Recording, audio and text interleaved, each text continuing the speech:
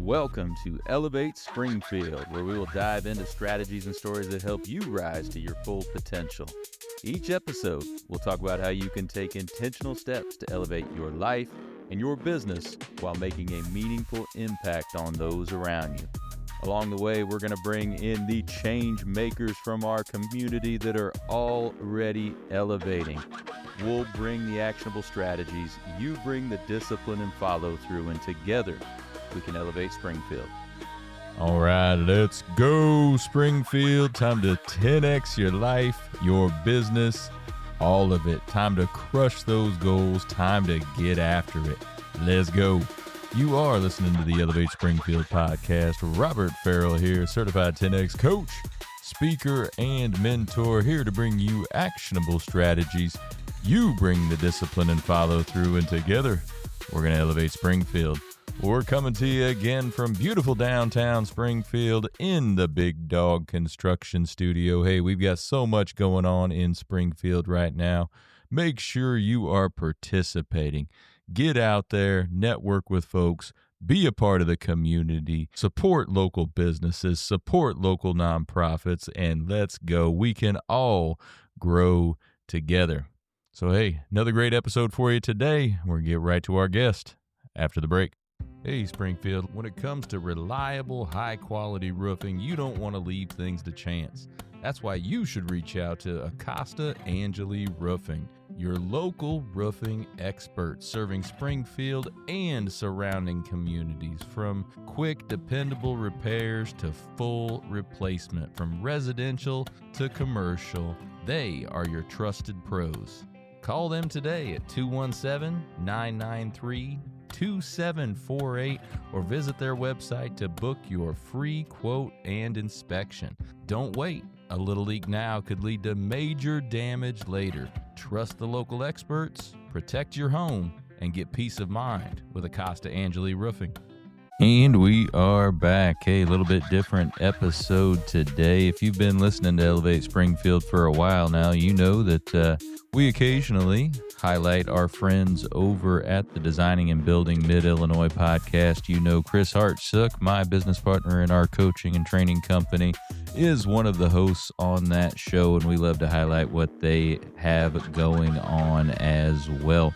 Their guest that they had this week was on Elevate Springfield a little over a year ago, but today you're going to get an update on what she's had going on over the past year or so and some of the updates in her professional life and where she went just a few months after she was a guest on Elevate. So I'm going to let Chris and Caitlin introduce her. Check out Designing and Building Mid-Illinois Mondays and Tuesdays every single week, but also right now. Hey, welcome back to Designing and Building Mid-Illinois, one home at a time. I'm your host with Big Dog Construction, your local window depot, USA. And back with me again, as usual, is the lovely Caitlin. Hi. And you know what? We have a special guest today, and we're going to get to that special guest in a special location.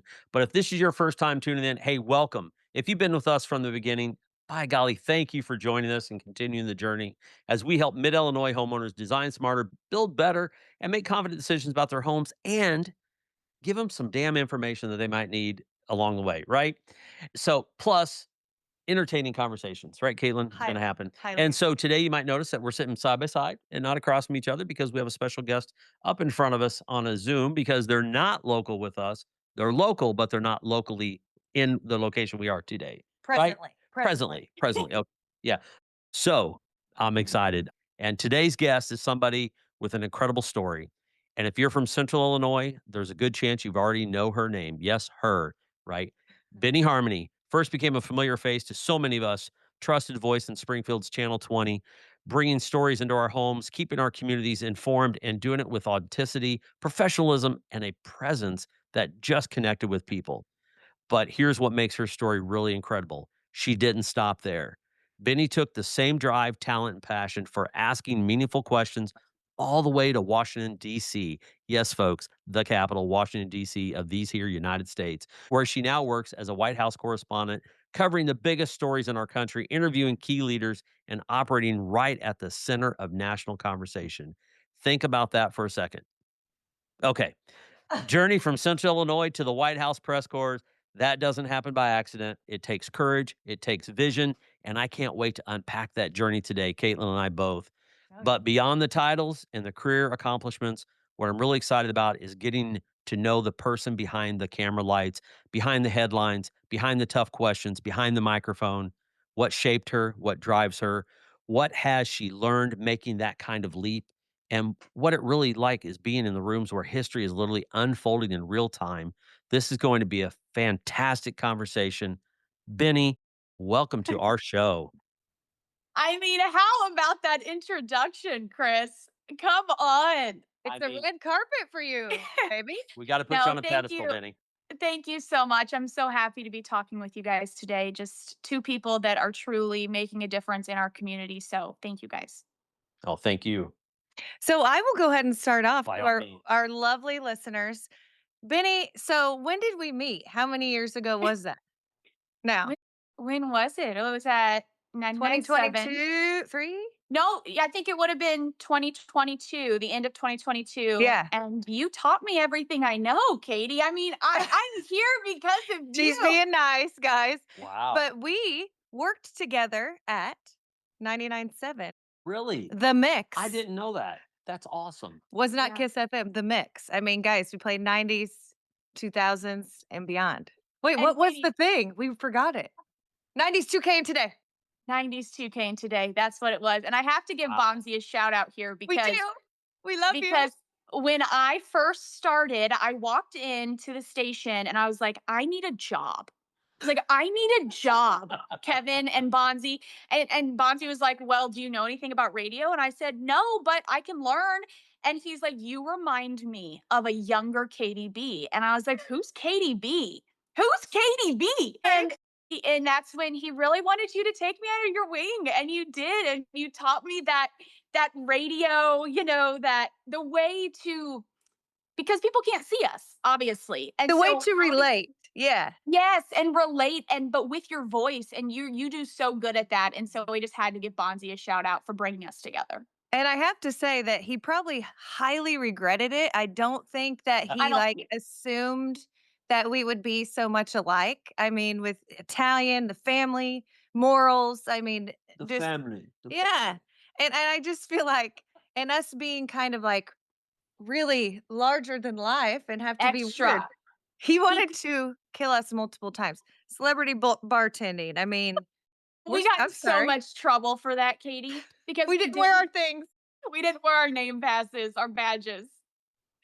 Oh, So, guys, I just want to give you a shout out of like why Benny was so, easy to get on the show, guys, because we are friends and we have, stayed in contact throughout this time. Of course, have followed her, and I loved your lifestyle show. So let's go after 99.7. You even stayed there after I left for just Yeah. a little bit longer, and then I remember you texting me saying, "Hey." I can't remember if it was an interview or there. I just left News Channel 20. I'm getting ready to go. I was like, dude, I told you. So go on with that about your lifestyle show. How do you think that helped you to get where you're at today? Well, so I remember sitting in the studio at 99.7 and I saw that WICS was hiring for a reporter. And I remember driving by the station multiple times and being from the area, we were so excited when News Channel 20 would show up to our games. I mean, we were gonna be Yes. stars. We were going to be stars. Yes, And 100. so I didn't tell anyone, and I just sent in an application, and I got a call right away. And it ended up actually falling through as a reporter. Some of the things didn't line up.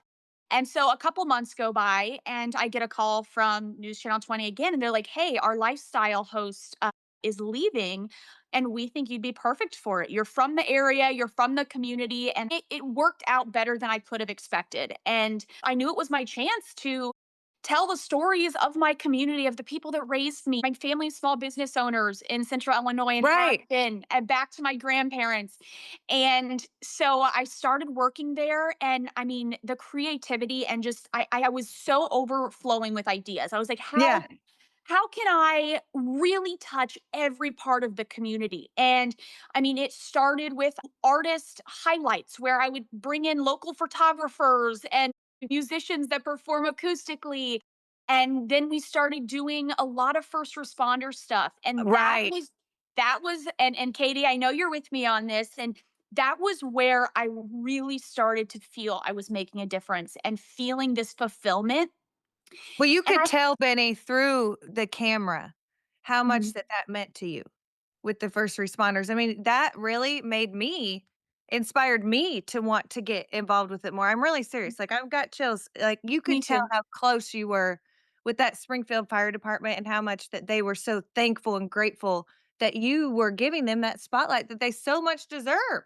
Sorry, go ahead. No, Katie, because I was in the newsroom environment, but I wasn't allowed to do stories. So, like, I wasn't allowed to go if there was a shooting or there was some sort of first responder accident. Right. I wasn't able to do that. And I remember sitting in the newsroom and I would always go up there because they stuffed me in the very back in the sales department, like as far to the door as you possibly could. So So I you didn't had a get cubicle. Right. Yeah. I didn't get to be in the newsroom, but I would always go up there. And I remember listening to the scanners. The scanners would be on 24/7.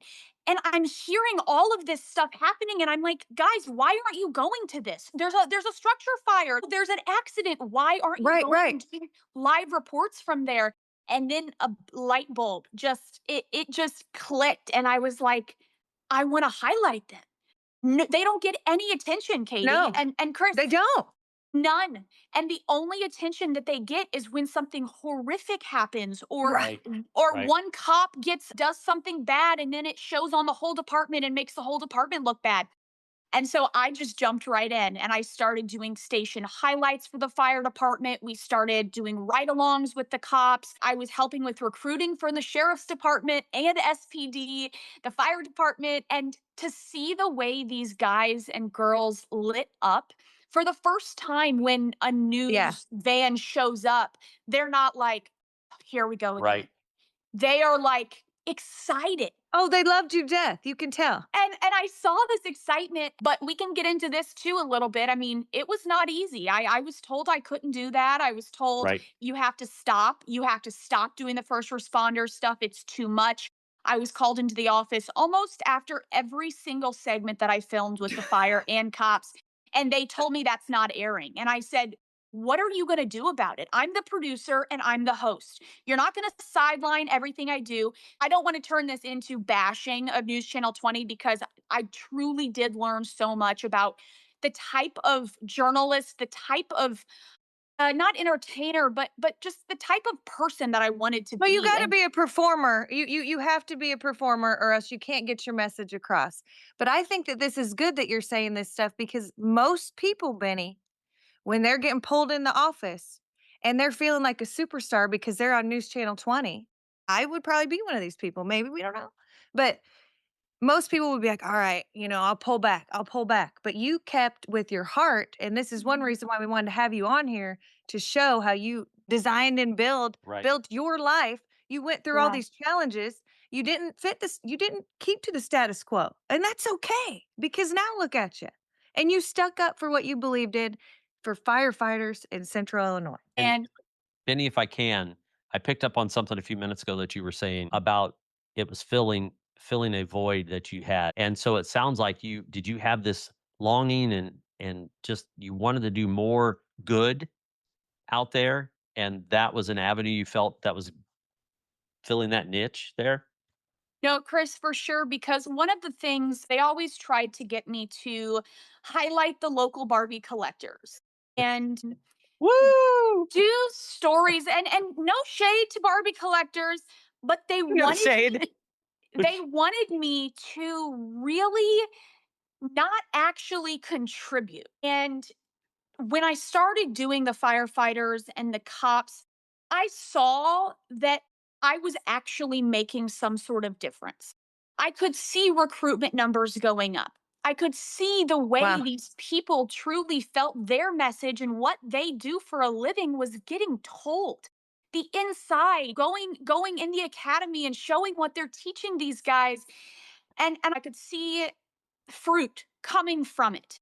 Whereas a lot of the other things that I did, and I'm so blessed, I got to talk to so many local businesses, Robert Farrell, My business partner. the incredible people here in Central Illinois.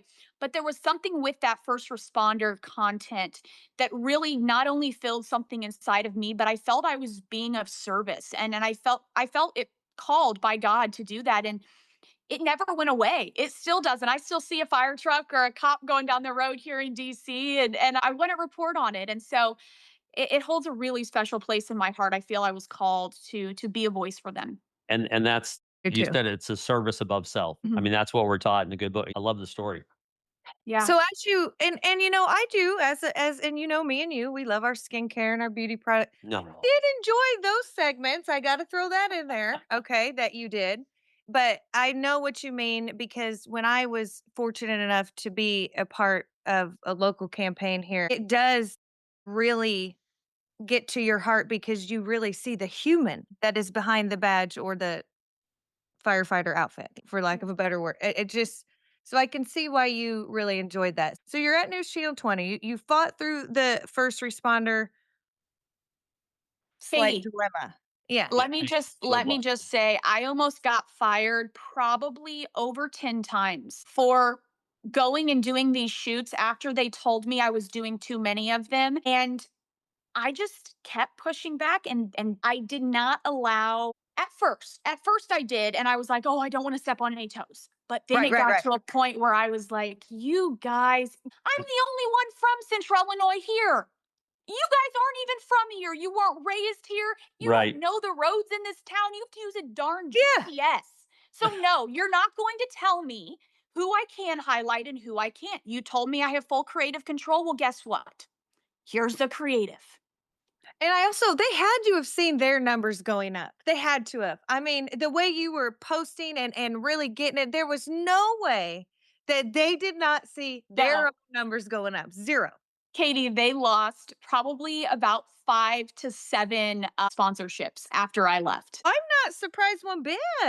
And they had to get security at their doors after everything happened because people were showing up and telling them how big of a mistake they made. Definitely. But don't you think that when that happened, it was probably the best thing that could happen for you in your career? Well, Chris, when all of it was happening, I told this story. I went on Dr. Phil and a couple other shows. I And didn't know that. yeah, oh my gosh, you have to go watch the episode. It was a Yeah, whole I know. hour Dr. episode. Phil, this is big time, girl. Okay, go But ahead. Chris, when I that day, because I had worked for Turning Point, I had worked for these companies before. I hadn't been in the political world for a very long time. Right. I gave it up because it was so toxic and because the divide and because the hatred that it felt. I couldn't talk to someone without them rolling their eyes at me when we're not even talking about politics. And so I made it a point to leave this world behind a long time ago. And so when Charlie died, there's no other way to describe it but the Holy Spirit, whether you're a believer, whether you're not. I had absolutely no idea that I was going to go in the studio and make some sort of tribute, but I started seeing people messaging me on Facebook because I'm very active and I always listen and Yes. watch what Right. people Right, Right. yes. and they're like, "Why isn't your station saying anything about Charlie Kirk? Why isn't your station mentioning this death at all?" And it was that Monday, what was it, the September 15th, I went Mhm. on the show and I was really just struggling a lot. And one of the things I really pride myself on is the authenticity and just not trying to be someone I'm not, not faking a smile. If I have an emotion, I want to show that because I'm human. And so I went on the show, and towards the end of the show, there was 2 minutes left. It was our outro, which we then tossed to the next show. And so I'm sitting there at my little desk and I just felt this overwhelming sense of say something, say something, say something. Right. And I just looked at the camera and I started talking and crying and it felt like an out of body experience. I didn't want to throw my career away. I had just signed with an agent. I was going to go the normal route and Right. work my way up the ladder, go to Fox or do whatever.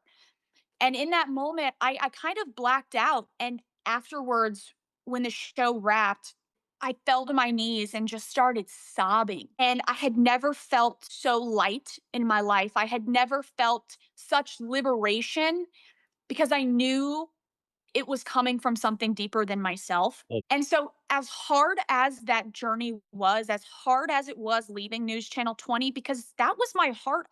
I wanted to tell the stories of my community. I didn't necessarily maybe want to leave Illinois again. I had left a lot of times. There was nothing in me that was like, I'm going to go back to DC. Right, And right. so when that happened, as hard as it was, there was just this sense of I'm going to be okay. Like this all was for something. I don't know what it was for, but I didn't feel sad. I was a little Or worried. angry. right. I was a Yeah. little Perfect. angry at how things worked out, but there was this light surrounding me and I can't describe it, but it all went into where I am now and the growth that I have had at 24 years old would not There it is. That's what I wanted to hear. 24 Unbelievable. years old. at 24 years old I would not be where I am if it was not for that experience, for the getting called in the office, for the pushback, for having to learn how to deal with criticism Right. and finding compromise and knowing when to push back and when to stop.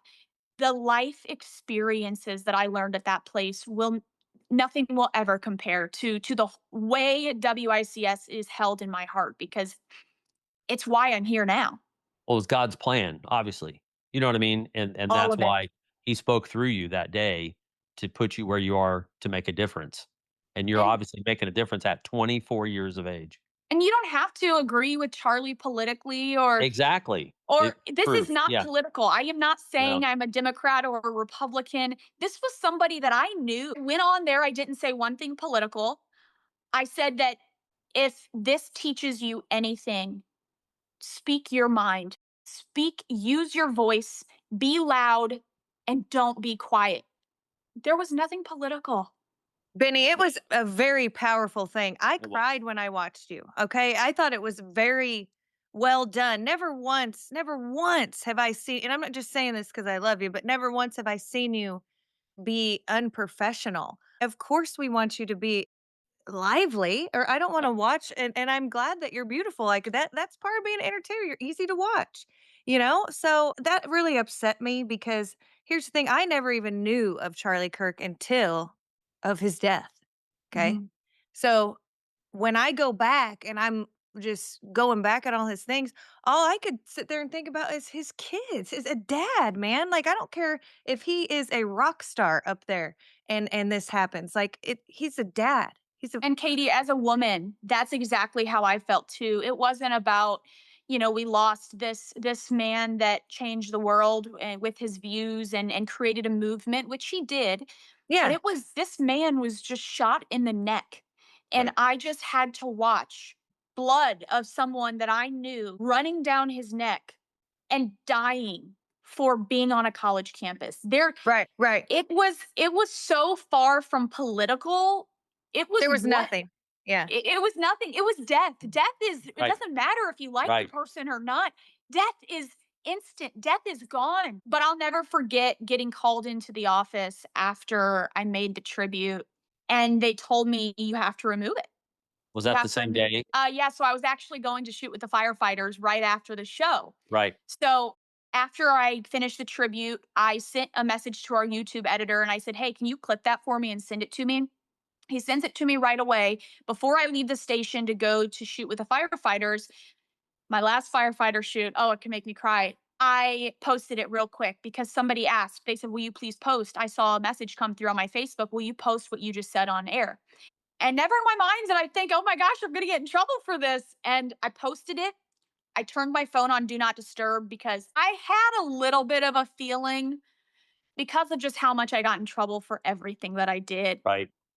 So I turned on my phone on do not disturb when I went to the firefighter shoot and I just was present. I was Yeah. present and I think in that moment I kind of knew this might be the end. Oh, And I that's so just sad. Katie, it was like I started crying at the firefighter shoot actually and the guys were like, "Are you okay?" I was like, "It's fine." But I just sat there with them. And I kind of we did it was a lot longer of a shoot than anything before and I just kind of sat there and we were playing shooting hoops back after outside of the firehouse, and I got in the car to go back to the station, and I turned my phone on do not disturb, and I have a text from my boss who says, "Are you here? Can I see you?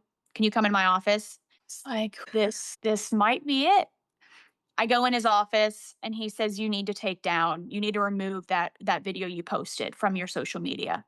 And I was seeing red at this point. I bet. So my one of my camera guys actually gave me a microphone to put in my pocket so that we could record the conversation. Shut up. No way. Shut up now. Shut up now. Love you more than life. So we have a microphone in my pocket. I go in there, I have it all recorded. And he says, "You need to remove that." And I said, "But it's my personal social media page. What? It's Oh, not the yeah, station. It's not the station's." He says, "That's our content. It can't be on your page. You need to remove it." And I said, "Okay." So I said, "I post every single one of my segments on my personal page. All your companies that pay, do you want me to remove those as well?" I said, "Every single bit of dollars that you get is on my page. So I'll remove them all. They can all be gone." And he said, "I don't know, Benny. I was just told that you have to remove it." And I said, "Okay, or what?" This is where the disrespect a little bit, the The sass line in came the out. sand. Right. I said, "Or what?" And he said, "I don't know." And I said, "Okay, well, you let me know what they decide." And so this was a Friday. So I leave. I turn my phone off for the weekend because for you. I can feel it brewing. I That's know right. it's brewing inside of me. So I go in on Monday morning and I had a great weekend. I go in, I get there at 5 a.m. like I did every single day and work my 12-hour days, have my full glam on, and I get a text from my boss. And he says, "Hey, will you come in my office?" It's like, okay. Let's mic up again. I go in there. This was a daily occurrence. I go in there and he says, "You're not having a show today, and you don't have a show until I'm told you do." I said, "Why?" He said, "I don't know." And I said, This is shocking to me. I don't know. I said, "Okay." He goes, "You can go ahead and do your couple interviews that you had scheduled," which was Robert. He was one of my last interviews, Chris. Right. Right. And I go in there, and then after I finish my interviews, he's like, "You can go home." And I said, "Okay." I said, "Well, why?" And we're sitting in his office at this point. After my interviews, I go back in there and he said, "There's something I need to tell you." And I said, "What is it?" He goes, "My last day is next Friday." And I was, he, as harsh as he was on me, it was because of management coming down on him. And Right. he just kind of, I felt so bad. I mean, him and I still talk actually. And this was, Oh, none that's of this, good. none of this was him. It was all higher management. Everyone And has a so boss. he Right, said, right, right, right. I have to tell you, Benny, my last day is next Friday." And I just started crying. I'm like, "What do you mean? What do you mean?" And I said, "Well, I'm suspended from my show until further notice. You're leaving." I said, "I'm done." I Yeah. said, "I'm done." And he said, "Are you sure about this?" And I said, "Yeah, I am." He said, "Okay, send me your resignation letter." So I was suspended, sent in my resignation letter. So then after the show, this is where I went home. He said, "You can go ahead and go home. Like there's nothing to do for the rest of the day." I go home and I get a call from him and he said, "Your key card." Are you guys ready for this? This is in a span of like 2 to 3 hours. You can't tell me they didn't want me gone a long time ago. He calls me and he says, because I put in my 2 weeks. I didn't Right, not like right. immediately. Right. So Right. he Yeah. calls me and he goes, "There's no need to finish your 2 weeks. Your key card has been deactivated. Be here at 7 a.m. tomorrow morning to clear your office. And you're going to need to wait for me to get here so that I can let you in." And I was like, wow. Dude, that's rude. Shut it That's down petty. hard. But That's how I'm glad you're saying this because I'm Mr. not Mill. told. This is my first time speaking about really all of this. I have Okay, not good. been I'm into glad. any of it. It kind of feels very liberating because I've been holding this inside for so long. Let it out, Um, Benny. Yeah, I'm glad.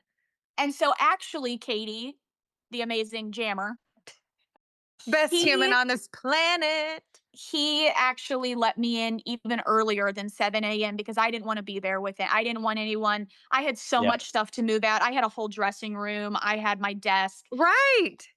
So I load everything up and I go home. And yeah, it was done the next day.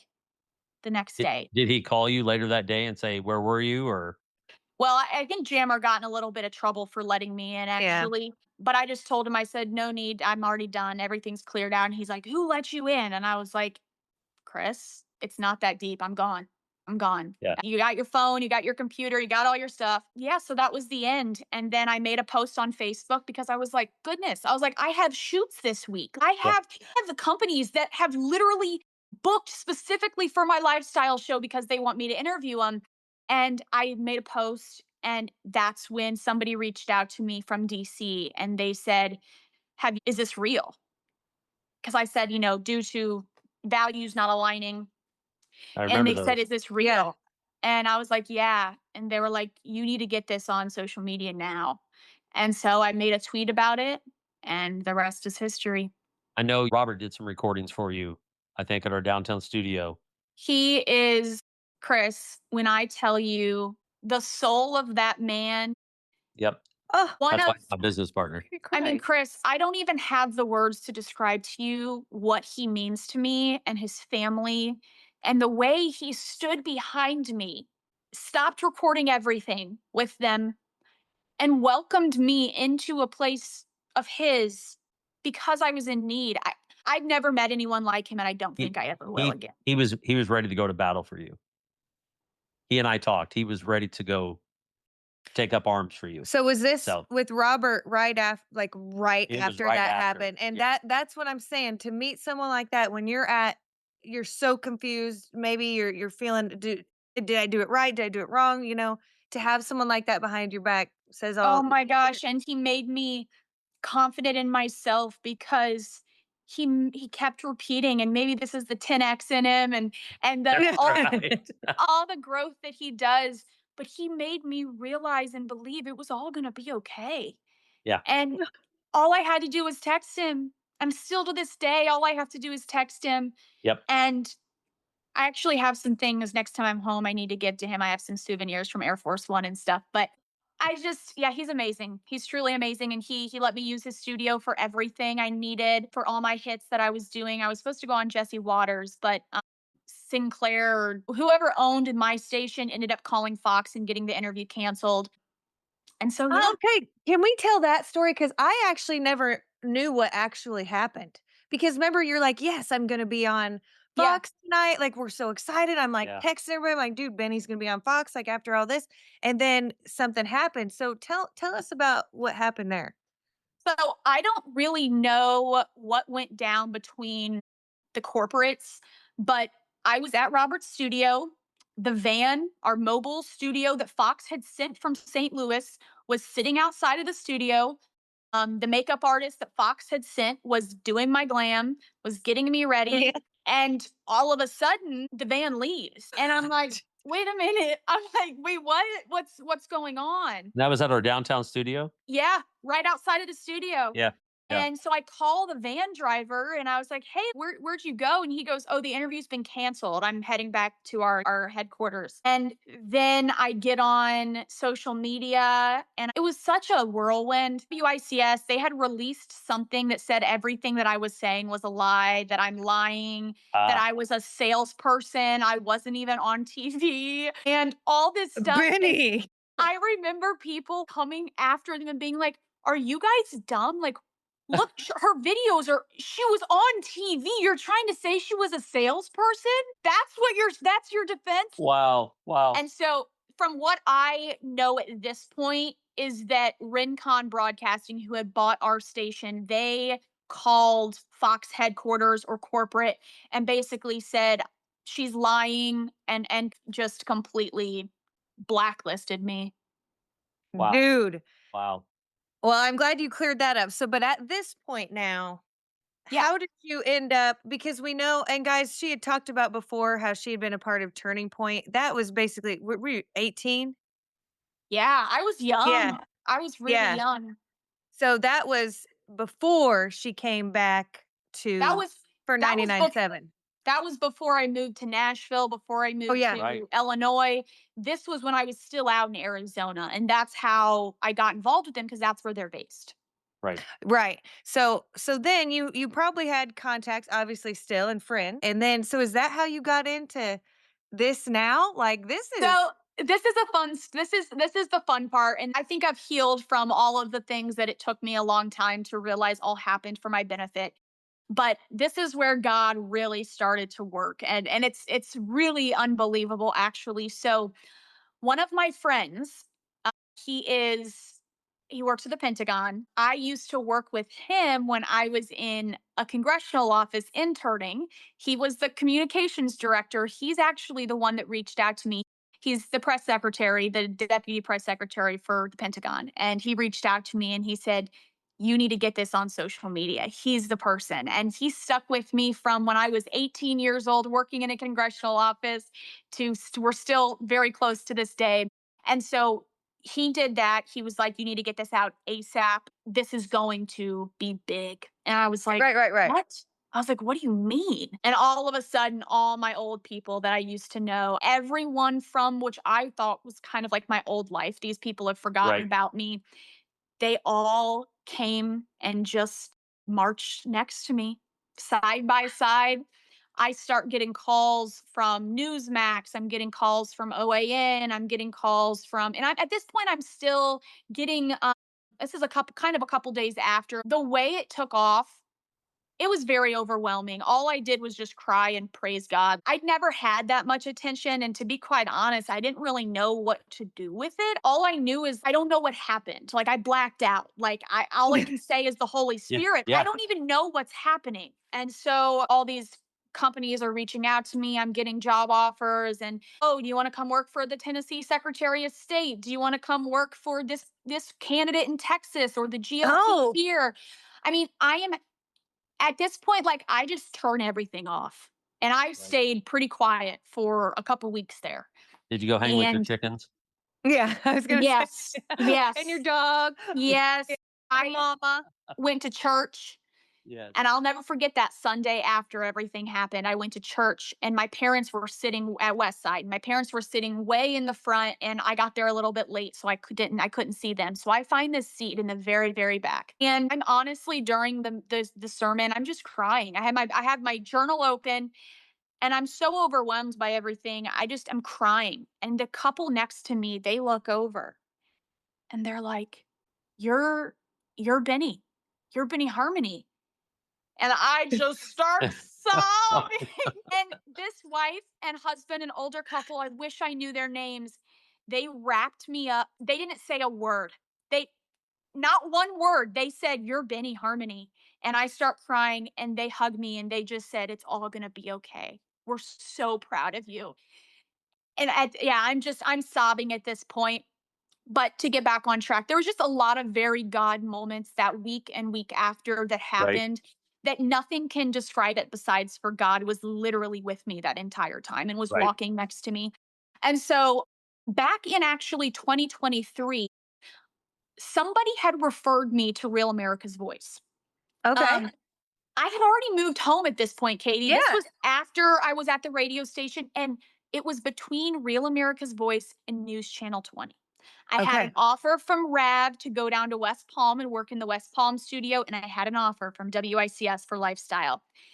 And I chose WICS because I didn't want to do politics. I wanted my community. That's You wanted to do, interesting. yeah. That I'm glad you said that. Okay. It's crazy. It's crazy how Yeah. everything kind of comes back around. So the week after everything happens at WICS, I get a call from a number and he's like, "Hey Benny, this is Mark Serrano with Real America's Voice." And we start talking. And the only thing we're talking about is God. There's no mention of a job, there's no mention of absolutely anything but God and Christianity, the movement, Holy Spirit, not even politics really, just like serving. And I didn't even have to think about it. I got on the call with the dad and son that own the company, Real America's Voice, and I just said, "I'll take it." I said, "I want to work with you guys. I want to be with you guys." Because Charlie's show was on Real America's Voice. It was so perfect that there was no way of turning and not knowing it wasn't God. And so I accepted the job and my mom was like, "Benny, do you think you could have like maybe should have like can we wait a little bit? Like this is all happening really fast." I said, "My starting date is October 6th in DC." It's like September 20 something. Right. It was like, She probably about And I go out and I'm staring at my chickens in the yard, and I'm on the phone with the owner, and I said, "I know I need to be with you guys." And moved up here October 6th, started as a congressional correspondent. It was a very hard transition from knowing you're going to be on TV every day anchoring to this more like you're kind of independent, and you you're a go number. and You're you there's not somebody. And here's the thing, I was so beat down constantly and micromanaged that when I started here, I almost didn't know what to do with myself because I was so used to people being hounding me, do this, you can't do this. right. And these people were giving me so much like, control. Freedom. Yeah. use your You're voice. so Yeah. so then you're like, I'm freaking out, Katie. I'm like, guys, am I doing a bad job? I'm like, I'm awful. And now I realize like that was that kind of PTSD from being in such Right. a toxic work environment. And now my bosses send me scripture daily. They call me after every hit that I do and tell me how great of a job I did. They encourage me, they push me, they advocate for me. They want to see me win, not a career, not as a professional. They want to Right. see Benny win. They want to see I my tell you, heart. that is very refreshing to hear. And I want you to know, like, I have watched even your personal growth from when you started Real America's Voice to where you are now. I want to talk about that timeline. I mean, you didn't start off on Air Force One. You didn't start off being No. Caroline Right. Levitt's favorite reporter. We can see it. We can see it, Benny. And we love her. I mean, I love her. Yeah, let's talk about that. So when I first started, I had no idea how this media industry complex worked in DC.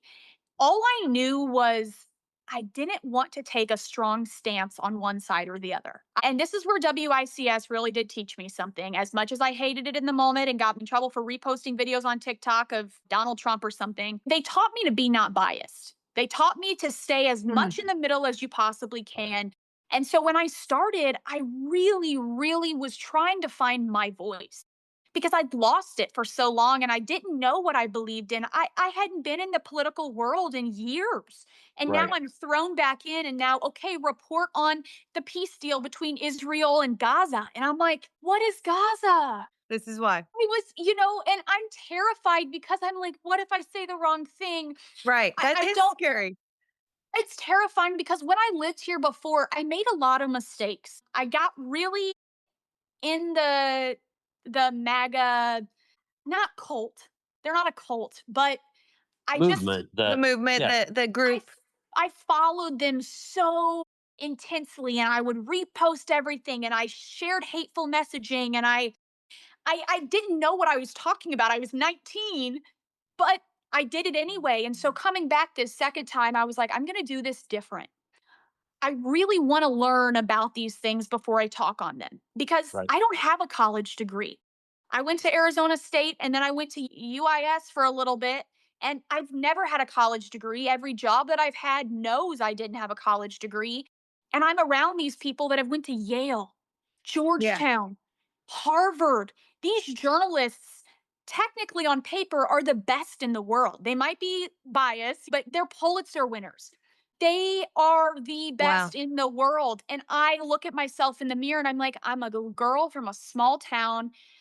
What I do for fun is play with my chickens and sit on my back porch. And now I'm around people that have every single accomplishment you could think of. They've interviewed world leaders. The president knows their name.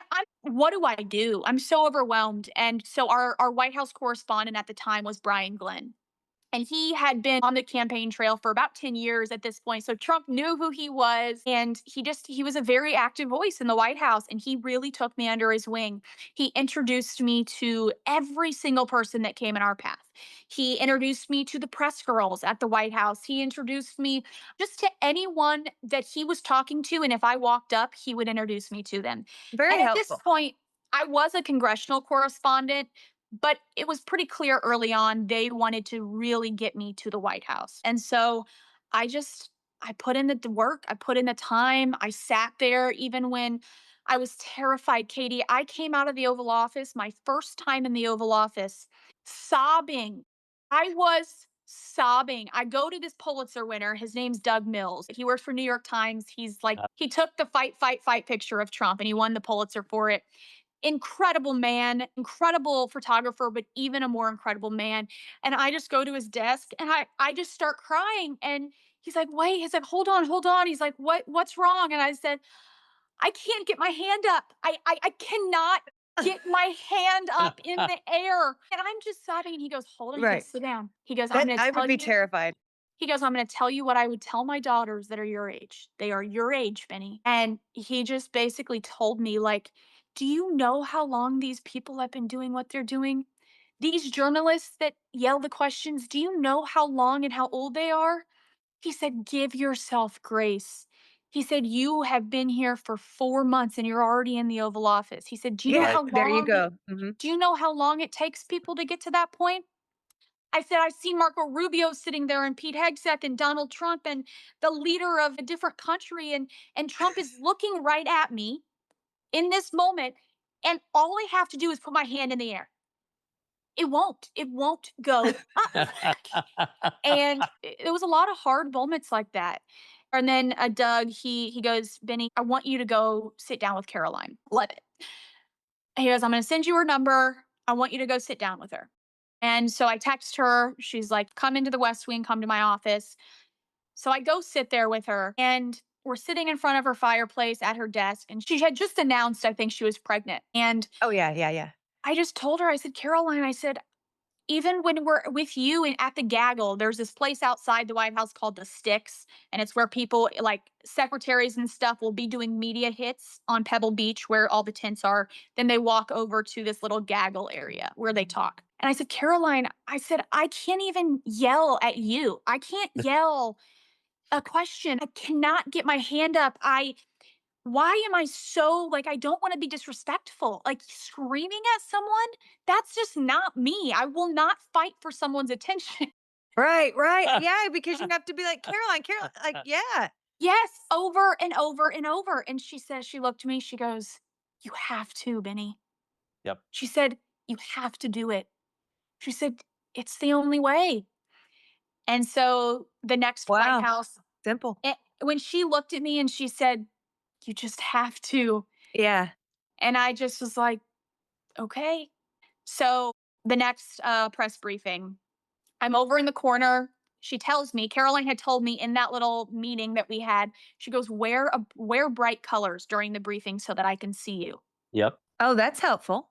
Very helpful. So I wear a bright pink suit. Okay. I'm Love in a it. bright pink suit. And when I tell you I am terrified, but I am determined.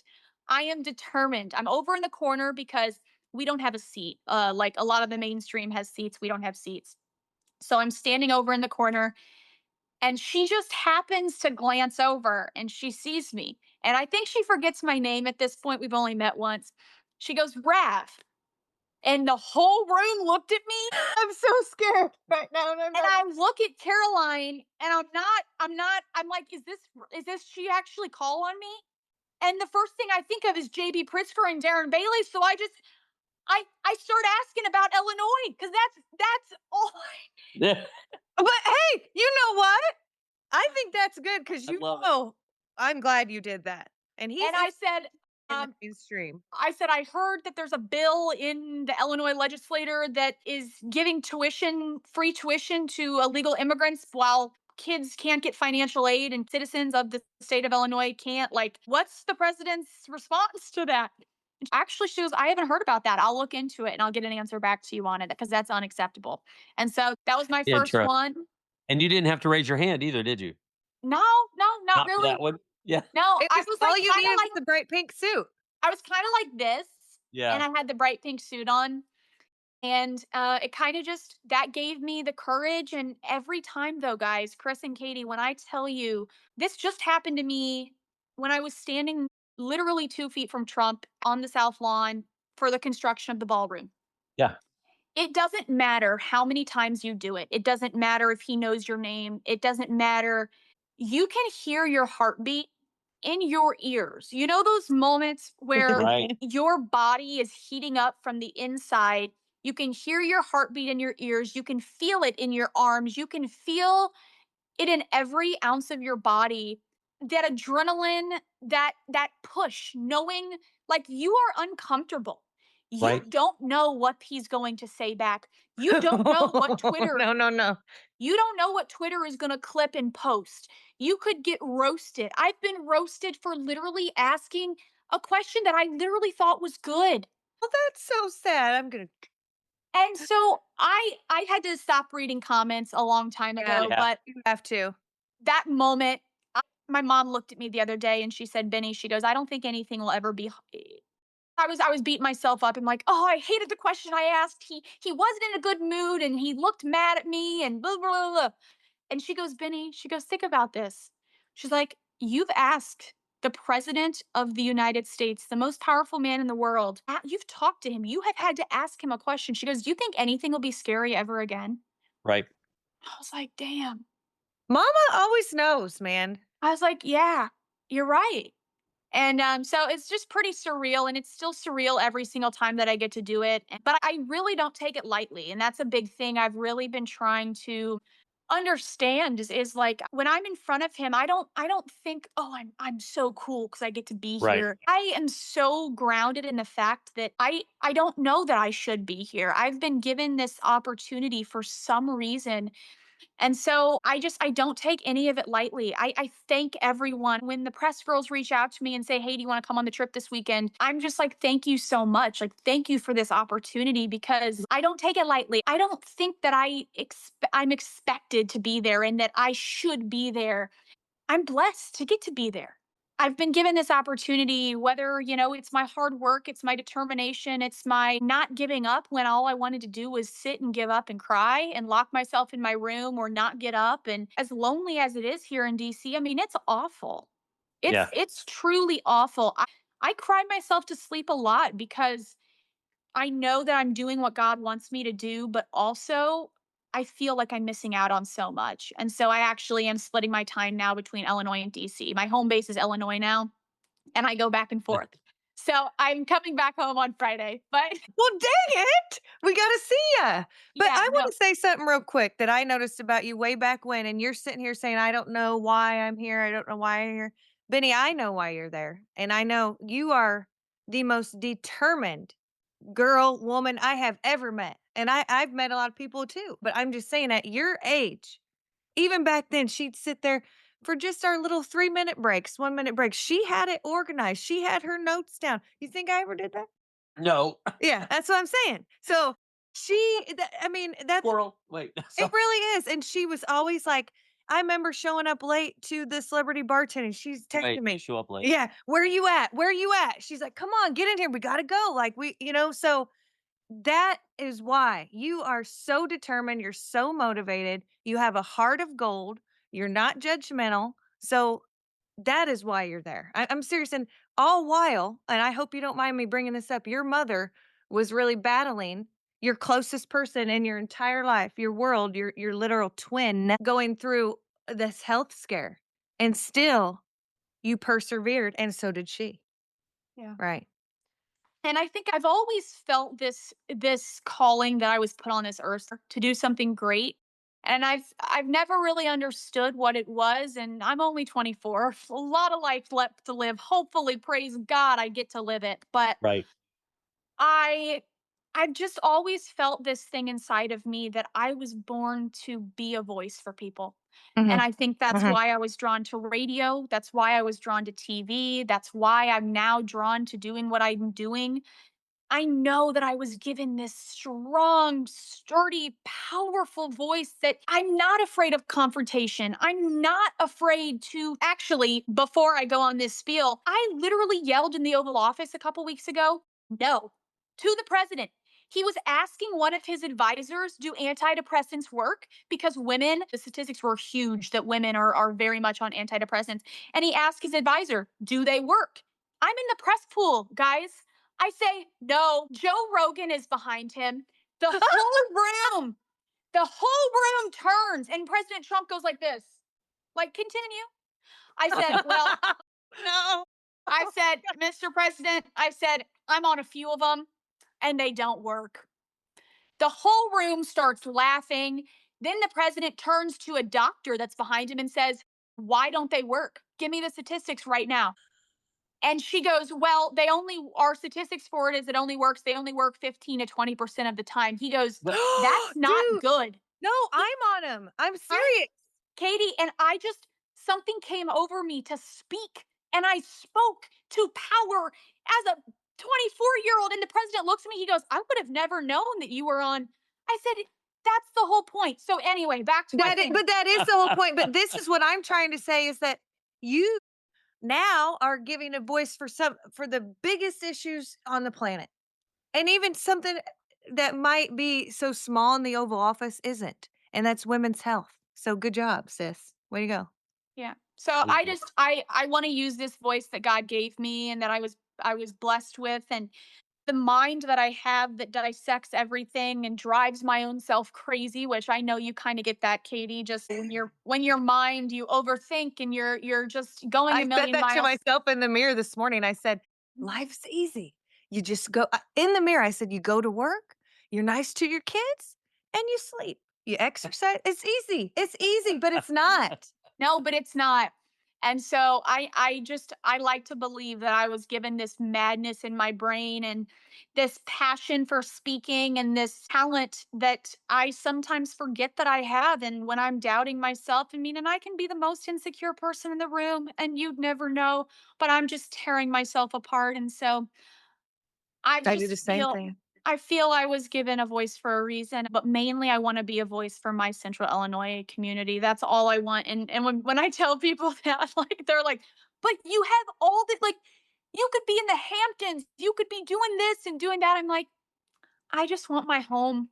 I just love You've home. always been a family girl and hometown girl, and I love it. And so for people, our listeners and everybody on here today, obviously I follow you. I follow her. Are you on Instagram. Everything, every Katie. single thing? I'm on Facebook, TikTok, which my TikTok I like to post. I've used to do a lot of lip syncing, like, Gen Z things on there. So I'm Well, trying it's to kind of fun. I'm trying to remove some of that, but no, I'm kidding. But I post a lot of my vlogs and stuff on TikTok, like day in the life traveling with the president. My Instagram is my favorite place. It's where I pictures, my goofy, witty stuff. Just you get a little bit Yeah. of everything.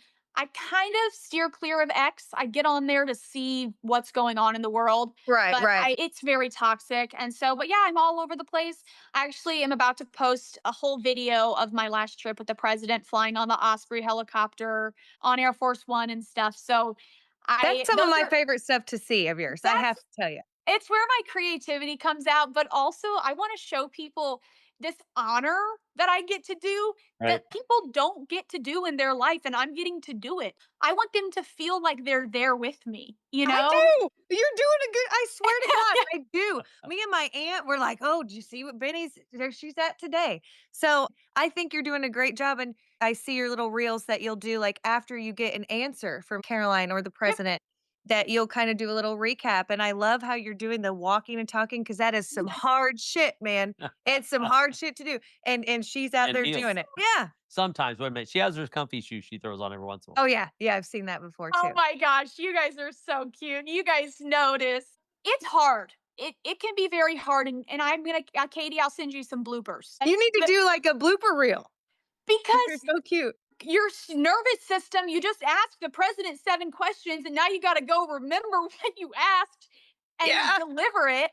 But I think that's also a good way, like, cuz I don't just want to post videos of him. I want people to feel the person asking the question too and heart behind the question. And so I'm glad you guys like those. I'll keep I like doing those them. better. I'm telling you. I like all your but I like to see where you're at and what you're doing. And one thing I really like that you're doing, I know you've already said this, is that anytime before you go with the president, you are putting out a post. I'm getting ready to go with the president. What would you guys like to Right. ask? Okay. You're still sharing stuff from Central Illinois, tagging all this stuff. So if you guys don't know how to spell her name, I'll go and tell you. But obviously, you're living in a hole. It's Beni, and that's harmony. Like you live life in harmony. That's right. Yeah. So it's easy to find. But Benny, I just love you, and I want Love you. to like see you in person sometime. Now that you're going to be back in Illinois, so Oh we need yeah. to get together. Well, I fly back on Friday and then I'll be there until they need me wherever. So I'm like, my home base is now Central Illinois again, and I am just. We have our garden. I planted all my seeds. I'm so excited to get back and tend to my little garden and just watch Caden. Caden's running in state this weekend. Nice. He holds the school record, and so I've realized I'm not willing to miss the moments. As amazing as this is, my first and biggest priority is my family and being in touch with the woman that God created and becoming the woman that, I want to have a family. I want to get I know. married I and know. I want all those things. And so I'm just really trying to stay in touch and grounded with who the girl is inside of me, aside from the beautiful craziness that I get to do here in DC. So I love you guys so Bit much. And Chris, I know Katie kind of took over. She didn't really let oh, you ask. no, you're fine. That's kind of what we set You up said for, this but before. but I've got a little bit that I would just want to relate, and if this helps you any, I had that same pull my whole life. Like, I'm here for a bigger purpose. What is that purpose? And about 10 years ago, I've been real big involved with the scouting program of the United States, right? Boy Scouts of America, scout leader, and then moved up to the highest adult leader training you can take. And when I was honored to be my own course director, we had to come up with our own theme. And so I dwelled on that for so many years because I knew I was going to be a course director. And I kind of culminated all together of three little letters: CPR. And not what you think it is, right? But it's commitment, passion, and relationships.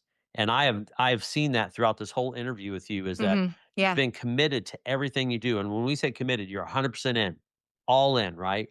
And you're passionate about what you're doing, and your relationships that you create and get and maintain. And I can count on one hand how many bridges I've burned with relationships that I felt that I did not need anymore, because they're so key. And that's actually the book I'm writing is literally titled CPR, Performing CPR on Your Life. Oh, I Checking your love commitment, that. passion, relationships. And I see that in you.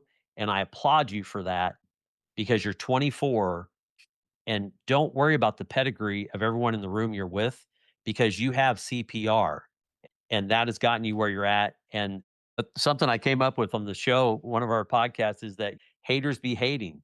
That's why you're going to leave them in the shadows of your success. And you Yeah. did, dude. And And yeah, I've I always love, said one of my biggest things, and I went on Robert's podcast last year, and yep, I said elevate. to him, if you want to do something in your life, once you find passion, the money follows.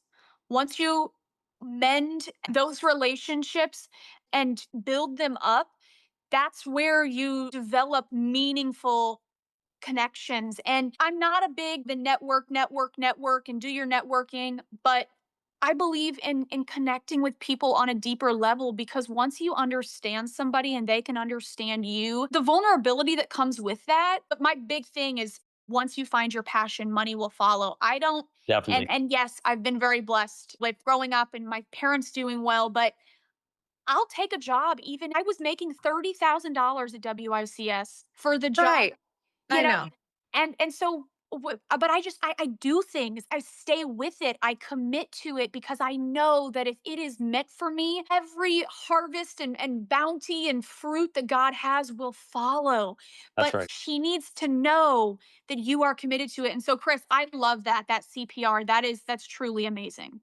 Yep. Very good. Well, Benny, I appreciate it. And we both appreciate the time you've committed, Yes. because you're in DC and just devoting this much time for us so that we can help share your message of how you're designing and building your life, and designing and building, helping us in mid Illinois and across the United States and beyond. Right.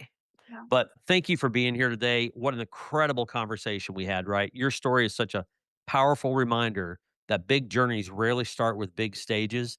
They start with small steps, consistent effort, courage, and willingness to keep showing up when nobody sees the work behind the scenes.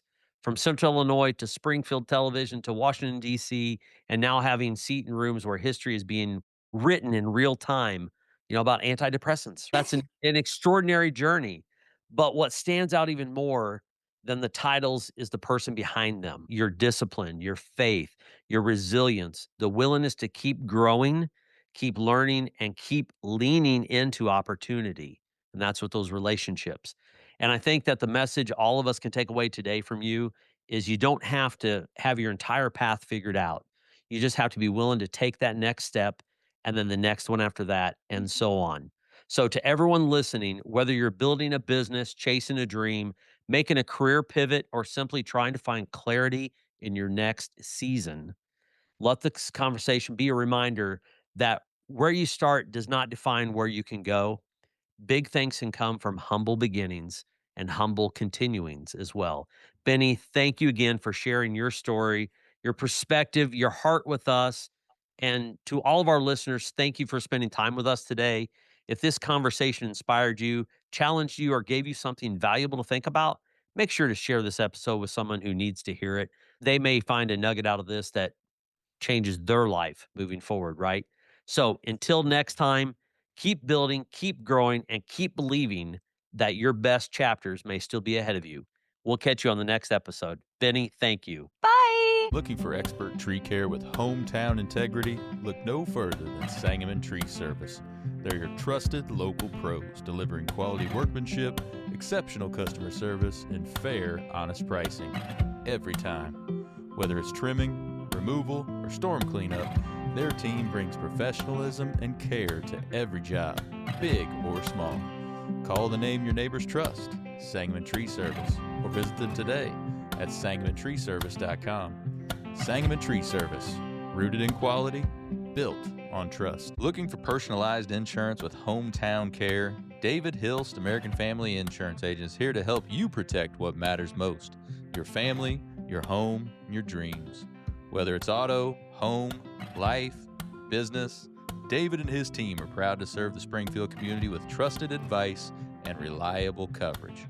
Local service, real relationships, peace of mind. Call today or stop by their office. They can build your dream protection plan together.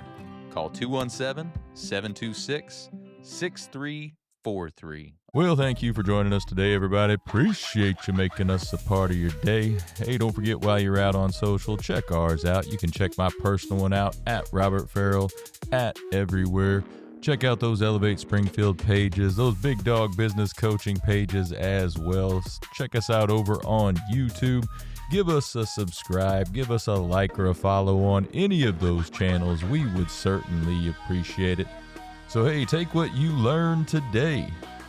You bring the discipline and follow through, and together, that's right, y'all, we're going to elevate Springfield. Be great. When I first walked into Shudokan Karate Club, I was just looking for a way to get stronger, but what I found was so much more.